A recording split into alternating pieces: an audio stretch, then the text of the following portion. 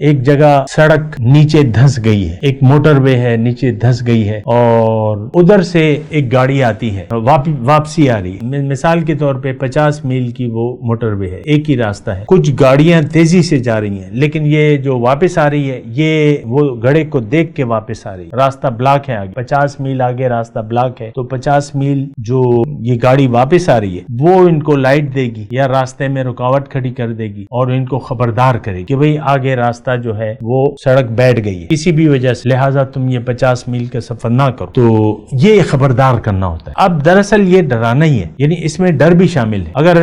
انسان بغیر سوچے سمجھے ایک راستے پر چلتا رہے اور اس کو انجام کا پتہ نہ ہو تو ظاہر ہے وہ تو موٹر وے ہے، اور یہ 120 اور بالکل اسٹریٹ موٹر وے ہے، اور 120 اور 120 کی لمٹ ہوتی ہے پاکستان میں، باہر زیادہ بھی ہوتی ہے، تو 120 سے آپ چل رہے ہیں تو اور اچانک کیونکہ وہ سڑک تو نظر نہیں آ رہی جو ٹوٹی بھی ہے، نہ آپ کو خبردار کیا ہے کسی، نہ کسی کو پتا ہے، تو ایک خبردار کرنے والا اگر آپ کو الرٹ کر دے اور آپ کو کہے کہ بھئی مت جاؤ، اس راستے پر مت جاؤ، گر جاؤ گے، تباہ ہو جاؤ گے۔ اسی طرح رسول کی ساتھ ہوتی ہے، دنیا کا راستہ تباہی کا راستہ ہے، ہلاکت کا راستہ ہے، اگر ہم دنیا کو منزل بنا لیں اور دنیا کے راستے پر چلنے لگیں تو یہ ہماری ہلاکت یقینی ہے سامنے۔ تو رسول جو آتا ہے وہ ہمیں خبردار کرتا ہے کہ خبردار، دنیا کے دم چھلے مت بنو، اللہ کو منزل بنا لو۔